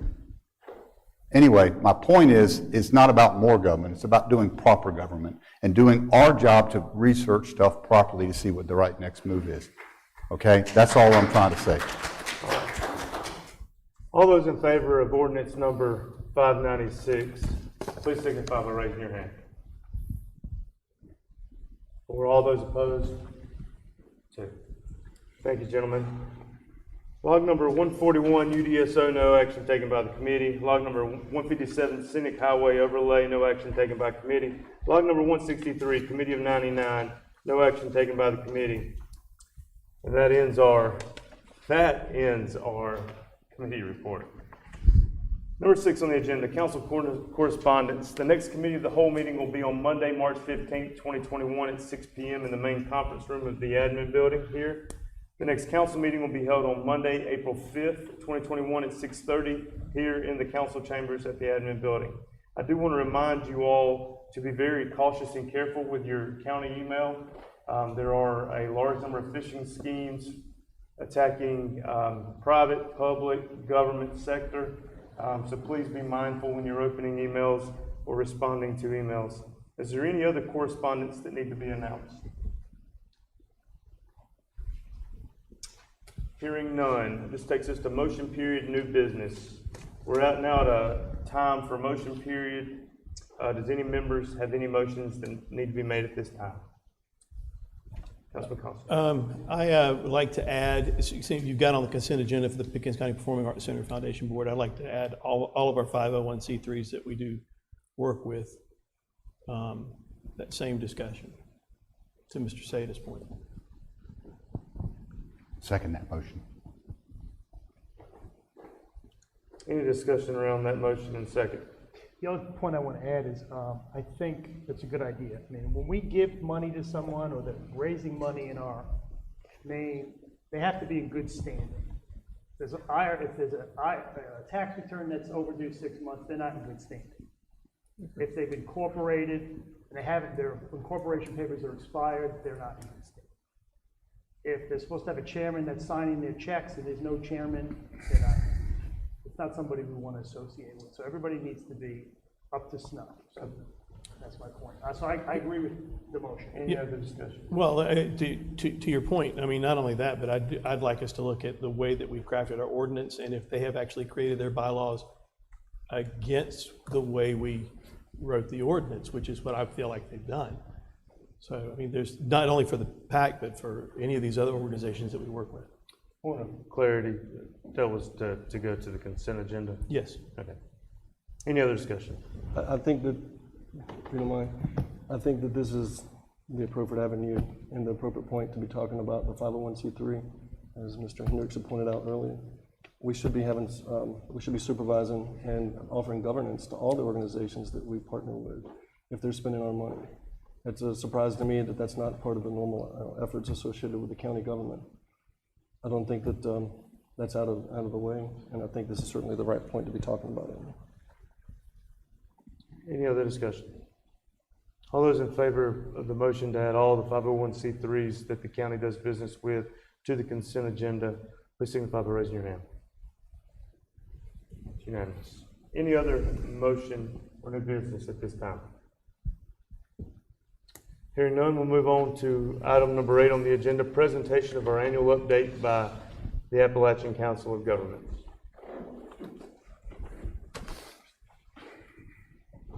Excuse me. Good evening. Thank you, Mr. Bowers and members of County Council for allowing me to be with you this evening. And I also want to say thank you to Ms. Nations for helping to coordinate my presentation this evening. As the chairman noted, I'm here to give my annual report on services and return of investment from the Appalachian Council of Governments to Pickens County. Y'all have a real long agenda tonight, so I'm going to be very brief this evening. First of all, I want to thank County Council for your support to the Appalachian Council of Governments over the years since 1965. I also want to thank Mr. Feemster and Mr. Costner for your service as members of the Appalachian Council of Governments Board of Directors. Prior to the meeting this evening, I passed out a copy of our annual report and put a Pickens County supplement in the front cover. I believe that a good measure of performance is return on investment. Last year, your investment in the Appalachian Council of Governments was $61,631. For 2020, we saw a return on that investment back to the county and entities in the county of a little over $5 million going back, representing a return on investment of $82 back to the county for each dollar you invested in the Council of Governments. This includes $2 million toward the intersection improvement project at US 178 and South Carolina 135, $904,000 in community development block grant funding. We work with communities in the county to secure basic infrastructure, the things you need to operate on a daily basis as a local government. $563,000 for the Pickens, City of Pickens wastewater treatment plant upgrade, $340,000 for the City of Liberty for the Odell Street sewer improvements.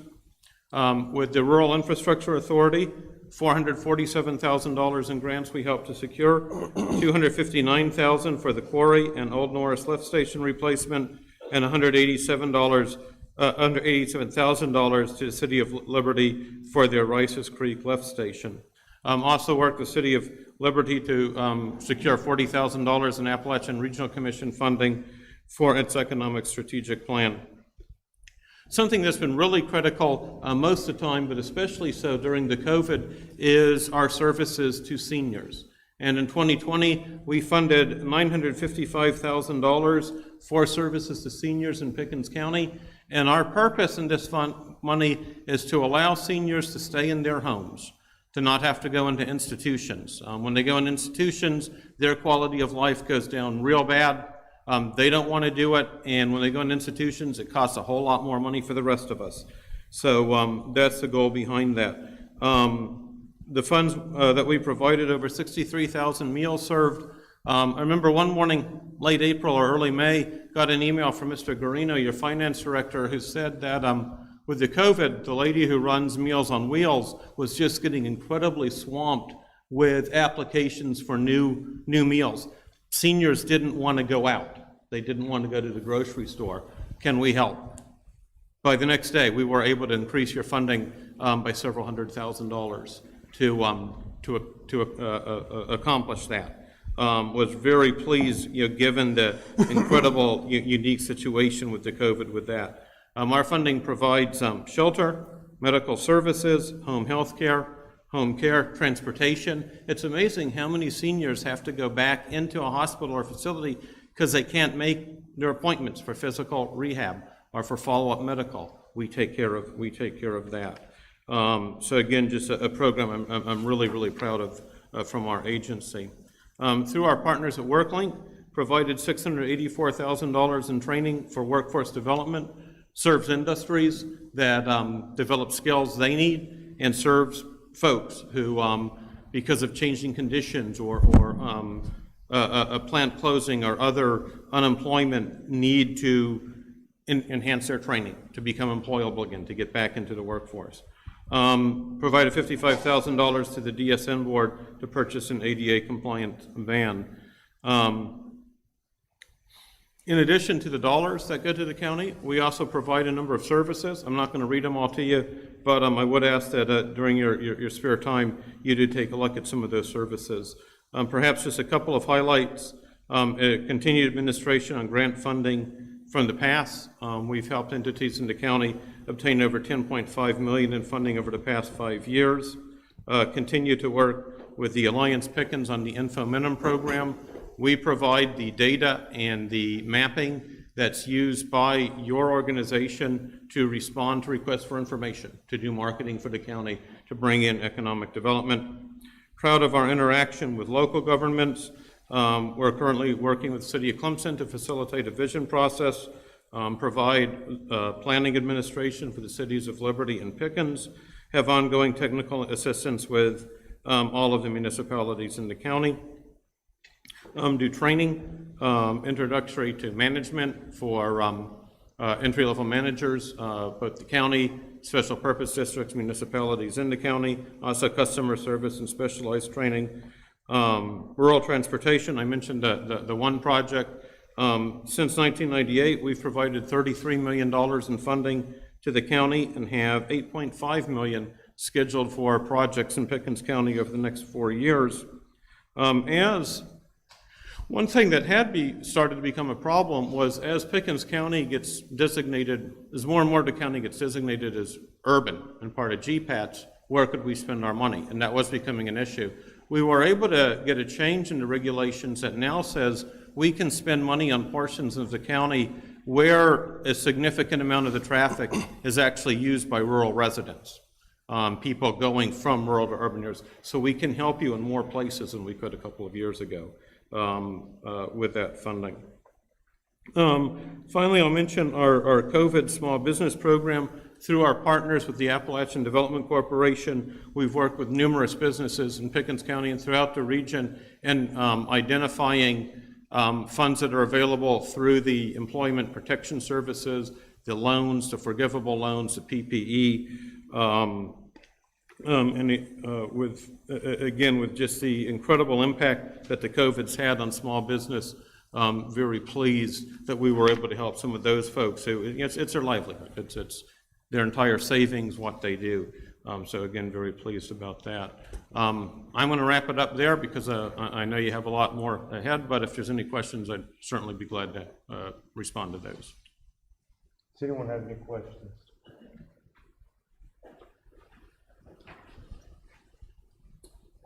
Thanks, sir. All right, item number 9 on our agenda is consideration of a resolution 2021-05 authorizing the Appalachian Council of Governments to undertake a study of the Cherokee Foothill Scenic Highway 11 on behalf of Pickens County and to make recommendations for its continued and future preservation, protection, and use. Mr. Roper, do you have any details? Yes, just to give you a brief overview, this came about as a part of both our marketing study and your retreat. Retreat's the wrong word, Mr. Seda, I apologize. I just called it a retreat. The workshop that you had, and also from some committee of the whole work a couple of months back. The idea being that we want to look at the Highway 11 corridor.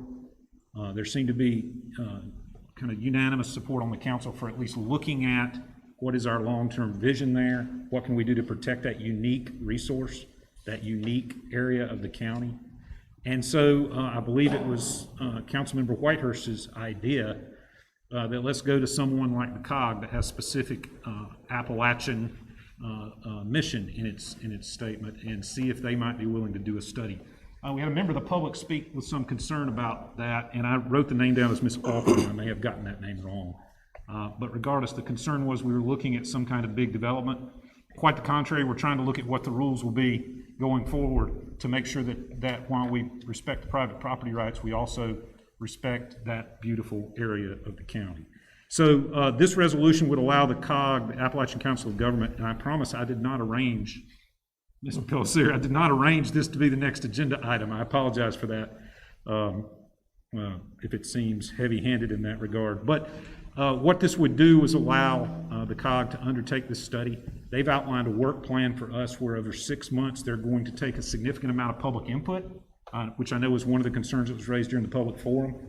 They're going to go through this and look at, come back with some proposals, some different ideas for this council to study, ideas that would take action, public hearing, public input. So it's going to be a long-term process, but it's going to be about 6 months of their work. The question was raised, what would the charge be? The COG has given us great consideration, and they're basically going to just charge expense only.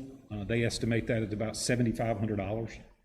So we're not talking about a significant expenditure of funds to have them do this 6 month of work for us and develop these recommendations. They will come to you as recommendations only. It will be up to this council to set that policy for the county as a whole. Staff recommends that you approve this resolution so that we can get started with that process with the COG.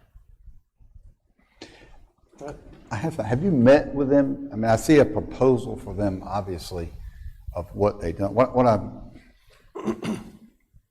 I want is, if we're going to pay for something, I want to have a full, and I don't want someone to do 6 months to come back, you need to zone everything.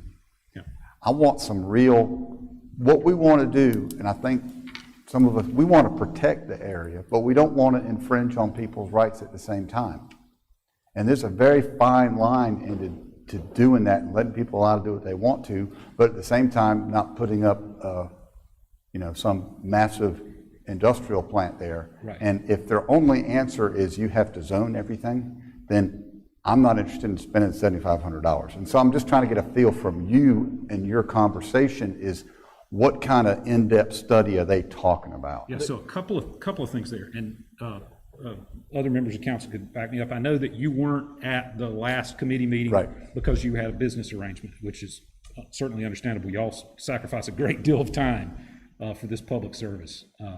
That being said, that was one of the things they talked about in that meeting, was the representative from the COG. It was not Mr. Pellissier, it was the person that works for him, came and talked about they want to tailor a set of recommendations that are particular to Pickens County's personality, not some one-size-fits-all zoning something.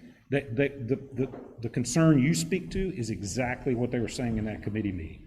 The second thing I would say is, there's no way, I believe, in this conservative government, in this conservative county, that we would pass something as offensive to the local folks as that. But we all agree with what you said, Mr. Whitehurst, that we need to look at what are reasonable things that we can do to prohibit the gigantic billboards, to prohibit the gigantic development that'll change the nature of our county forever. And so in terms of your direct question of what have we done, we talked in that committee meeting. He left there saying he had a pretty good sense of what the consensus of council, what they were looking for. And then in addition to that, planning staff, Chris Brink has sat down with him and worked out more specifics on what the workflow would be like. And you see some of that proposal in there involving public input. So we hope it's going to be a positive conversation. I think the investment is minimal for the value that we might get back. But I believe you're exactly on point, Mr. Whitehurst, with your concerns. Y'all had conversations. Yeah, that's what I was that's all I was gonna say is we were talking about that. If I recall correctly, the ACOG guy specifically said he understood that Sony wouldn't fly in Pickens County. So I think they pretty much understood that he probably needs to come back with something other than that craziness. Thank you. Any other questions for Mr. Reverend? Mr. Chairman, there's really three choices up there. You can freeze things as they are. You can allow the owners to develop it any way they want, or you can do something in between. Show of hands, no voices. Keep it the way it is. Preserve it. Allow the owners to do whatever they want with the property. Something in between. Okay, my point here is, I think spending $7,500, what I fear is going to be a boilerplate study created by people that don't live up there, and they're going to just present what they typically present. I don't see a lot of added value there. I mean, I read the proposal. I don't see any value in examining Highway 11's existing conditions, recent trends, or land use. It's really going to come down to those three choices. And the people up there are going to have to make those choices. And the second thing is, I just think Highway 11 is just so unique. I mean, the view at Hoyt Grant's property is 1 in a million. You know, there's nowhere around the state. A cookie cutter approach, which I think is going to miss a lot, and would not be my first choice on how to approach that. That's my thoughts. So I agree with you. I want to keep it the way it is. I want to preserve it. I want my family, my kids, my grandkids to be able to enjoy the beauty that God gave us. By doing nothing and just throwing our hands up and saying, you know what, we're not going to do anything at all, then that means that there's no protection at all. So what you're advocating for is pure zoning. No, I That's what didn't it advocate sounds anything. like. I gave three. If you want, three choices. but I'm saying if you want to say you're going to protect it 100%, you're going to have to zone that. It's a choice. What we're talking about doing with ACOG is let's look at how do we create an overlay district so that we protect people's personal property rights, because I don't want to tell people what to do with their land. I mean, it's not my job to tell them what to do with their land, but I also don't want to tell them you can't sell it to any business you want to. I do want to be able to say, if you're going to sell it to a business, better not be able to block any of the views we got. My fear is you've already made your mind up what you want to do, and that's what I want to avoid. ACOG has probably made their mind up. What I did is gave you three choices and asked you what you thought. And what I'll do is I'll knock on the doors on Highway 11. I'm going to ask them that, and they're going to tell me. That's going to be better than any research that we can buy. I got a sense of what their answer is going to be, but I'm not sure. So my approach is different. I haven't made my mind up yet, honestly. I just think there's three choices, and I think I'll tell you what I would do. I would hire the Haygood Mill people, and I would tell them, we're going to pay you $2,000, and I'm going to have you ask three questions. And the first question you're going to ask is, those who live on Highway 11, do you want to preserve it or not? And if not, how much change do you want to make? Collectively, are you people up there, if you want to preserve it, are you willing to give up some of your rights to do that? And if the rest of the county asks you to give up your rights along Highway 11, where they're not giving up their rights, you expect some compensation. That's radically different than what typically happens, which is somebody comes in like ACOG, they hoist regulations on you, and you just live with it. You're not compensated for it. That's my basic point. So my approach is different. It's much different. And not only how I would go about it, but who I would be asking for the information. Well, Councilman Waters. I think that everyone wants to preserve what they have. The problem is if somebody sells a piece of property next door to you, and say we say, hey, anyone can do anything they want to do. Okay, and I agree with that. But if somebody sells property next door to you and says, I want to put up 15,000 solar panels next door to you, or I want to put up a Dollywood Recreation Center next door to you, they have the right to do that, because it's their right to do that. And I don't want to infringe on all that. I think what we're trying to do is say, what do we want that area to grow as? And I feel like I understand your point, but I'm not going to be for, we're going to restrict everything.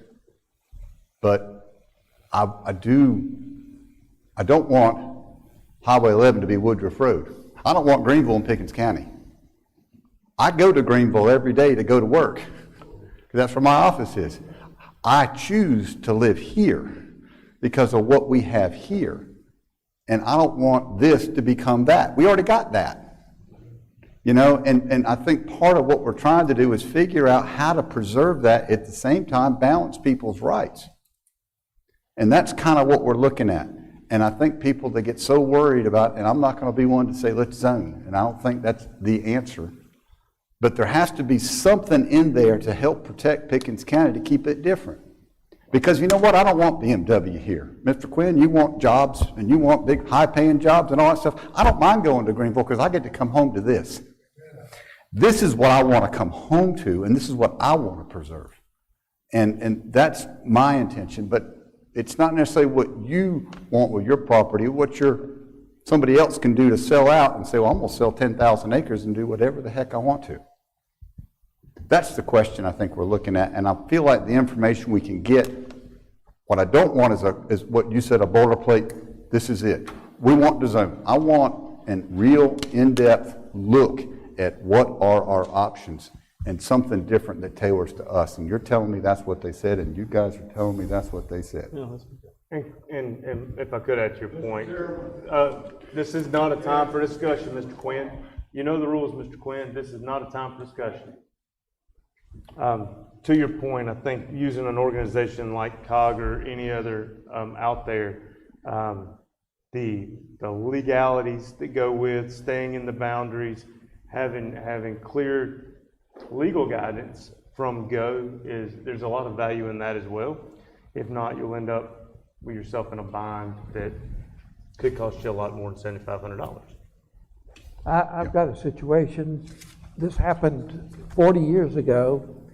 We had just bought a nice new home, and it was in the growing community, and the guy who built the homes decided he was going to make a bunch of money by building a trailer park next to our community.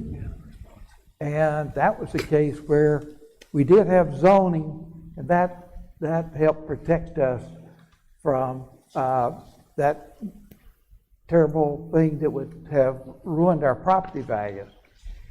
I'm sure that we can come up with something, and I think ACOG would be the people to do it, to do this overlay so that we don't have trashy development, but slow and limited development. So, Mr. Chairman, you mind? So, we talked about the zoning discussion that we had in our meeting. In my mind, zoning's like censorship. You know, when you disagree with the other guy, you think he should be censored, but then, you know, the table turns. And zoning's the same way. I think that you should have to do X, Y, and Z, but don't tell me what I can do with mine. Once you open the door to that type of very scripted approach to what people can do, you know, the door don't shut. We talked about the idea that if in the next short period of time, someone goes up there and, buys some land and puts up a giant development, that's not going back in the bag, right? It's there. I mean, it's there for the level of permanence that people are capable of. What I was understanding that we were going to do is, because the county doesn't have the folks with the expertise, I got no expertise in that other than the time that I spent on the planning commission for his insights. My understanding was that they may have some folks that have that sort of community planning background that could offer us a menu of options to just be educated about, versus ourselves having to go try to generate that type of study. And having done work for folks for fee, on technical things, $7,500 is a real amount of money to me for sure.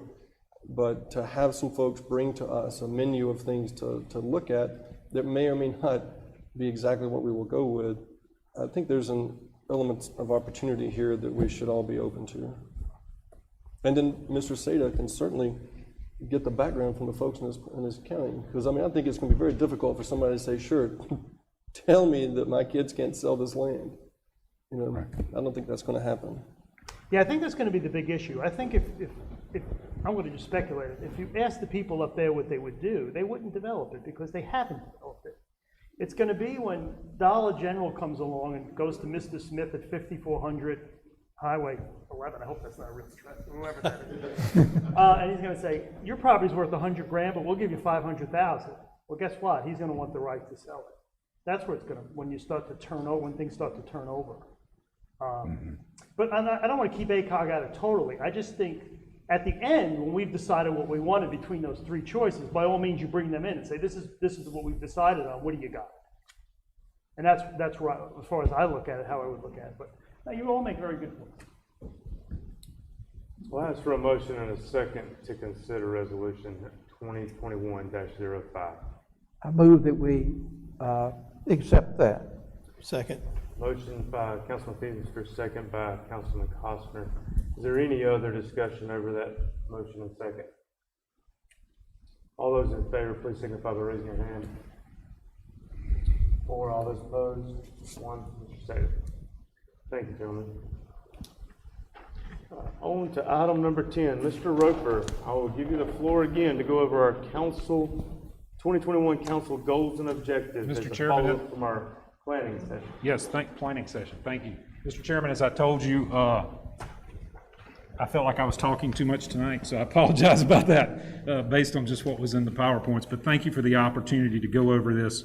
You recall in your planning session Saturday, January 30th, you came up with several bullet points that represented each council member's input on what the goals, the policy, the approach for the coming year should be. This is a photo taken of the hallway behind my office. We put them up there like we did last year and just spent some time walking around and trying to figure out how can we arrange this. I want to say I don't remember the total number, but this arrangement of thoughts into a fashion that council and the county staff can start working on. And so like we did last year, we tried to develop it into something that would be coherent and cohesive, and we're giving you our look at that tonight. One thing that we did is we went back to a mission statement that hangs on the wall back here in admin that's several years old. I dare say it predates any member of this council. I don't remember when we did this mission statement. But the mission statement seemed to recommend itself because it talked about efficiency, it talked about courteousness, and it talked about professionalism, and that we serve the citizens of Pickens County. Those were thoughts you were all saying in that workshop. So I thought it would be good to let's start with that mission statement since that was the stated policy of council at one time. We also looked back at our 2020 goals, which has driven county staff in what we brought to you over the last year, and developed what we call the 2021 vision document, which we would like for you all to consider. It starts with the mission statement, as I said. It also includes our branding statement, which I've used when I talk with county staff about different things to talk about what's unique about Pickens County and why do we feel called to live, work, play, serve here. But then we also looked at some things in those notes and said, what are some themes that are coming up? And we proposed to you the following core values that you all communicated to us. that Pickens County is a community. Pickens County believes in service to each other. Pickens County believes in communication with each other, protection, collaboration, and innovation. We thought these common core values kind of went through many of the different goals and ideas you all had in that planning workshop.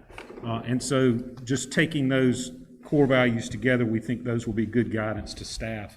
And we hope that you'll use those when we bring you a proposal in the future. And you'll say, for example, well, who did you work with on that? And have you communicated sufficiently with the public? We intend to use these core values that way. And then we developed what we considered the 5 areas that these all fit with. Like we did last year, there were 6 goals. We thought that the workshop resulted in 5 goals for you this year.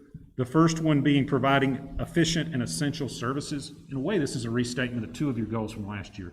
But I heard again and again in that workshop and made notes again and again about how you all as a council were interested in us being efficient and us providing essential services, not big government, essential services, and doing them efficiently. And so we're going to look at that as a goal. Secondly, protect and enhance our unique nature. What is it makes Pickens County special? Part of that is people, part of that is philosophy, part of that is the natural environment. And so we want to bring you proposals consistent with that. One thing that you spent a great deal of time on, if you will reflect, promoting a culture of public service. There were 2 whole sheets that talked about how our employees should relate to the public.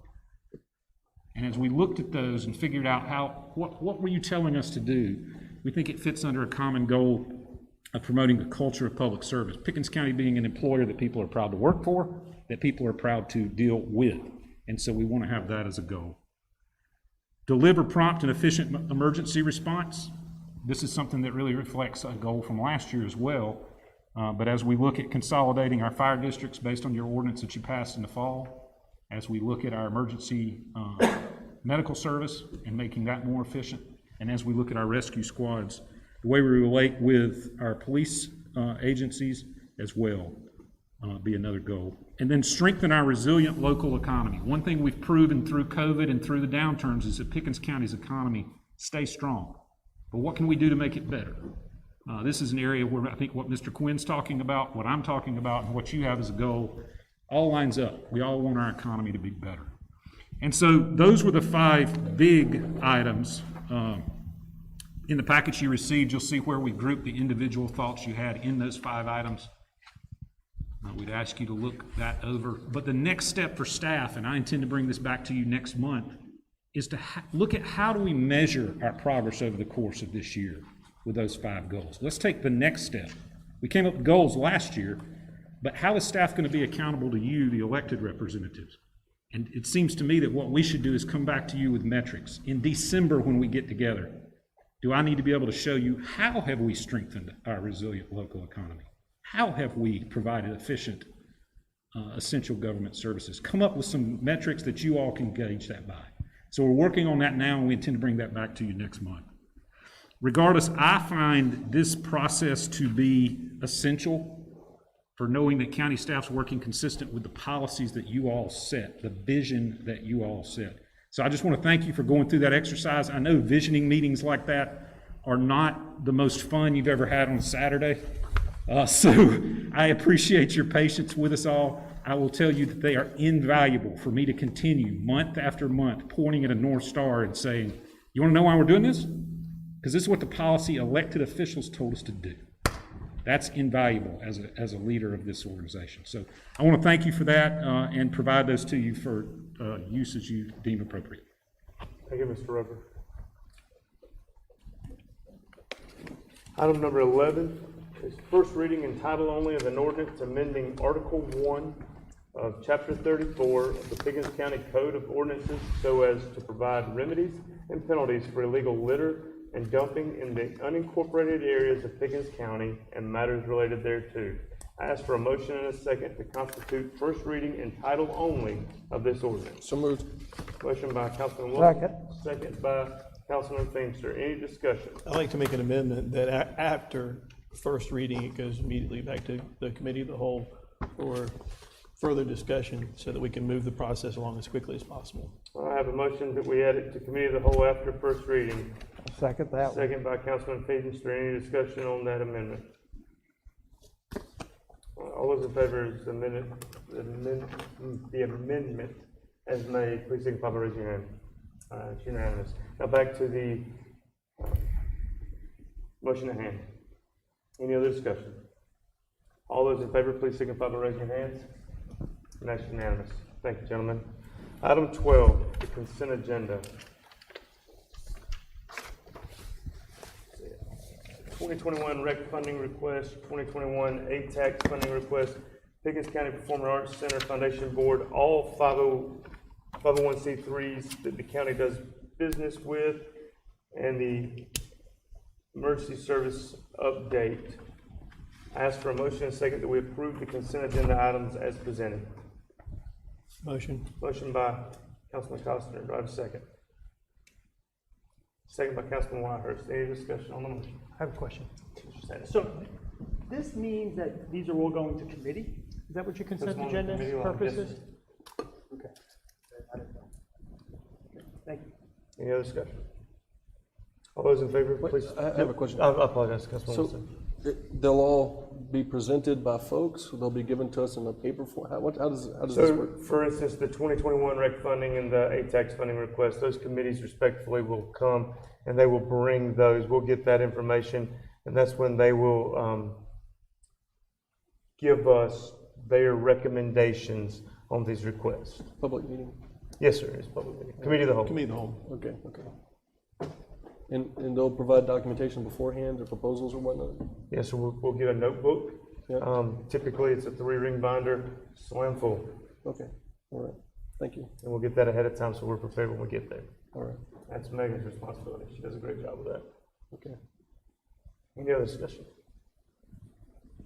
All those in favor of the consent agenda as presented, signify by raising your hand. It's unanimous. Thank you, gentlemen.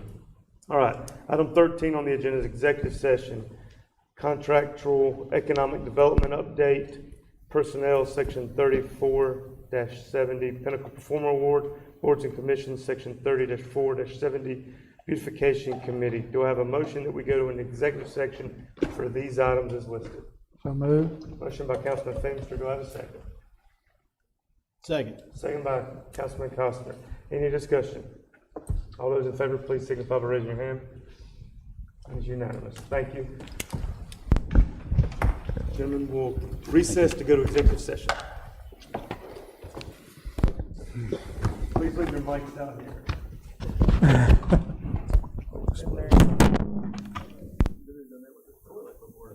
Yes. I hear your concern, and I believe when we get